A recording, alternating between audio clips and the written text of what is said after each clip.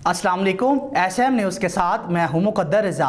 SM news studio में खुशामदीद। खबरों का सिलसिला बढ़ाते हुए अब शामिल करते हैं गुजरांवाला से।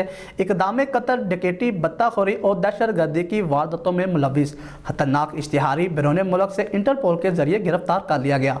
मुलज़िम के खिलाफ मुख्तलिफ थानों में दर्जनों मुकदमा दर्ज थे। इसी हवाले से अपडेट कर रहे हैं न्यूज़ एडिटर अली शराजी। जी अली, आगाह कीजिएगा इस हवाले से। जी बिल्कुल। गुजरांवाला CPO सरफराज अहमद फल्की ने प्रेस कॉन्फ्रेंस करते हुए बताया कि इक़दाम कत्ल, डकैती, बत्ताखोरी और दहशतगर्दी की वारदातों में मुलव्वस ख़तरनाक इश्तिहारी मुलज़िम आतिफ उर्फ आती लाहौरिया को इंटरपोल की मदद से बैरून मुल्क से गिरफ़्तार करके पाकिस्तान मुंतकिल कर दिया गया है।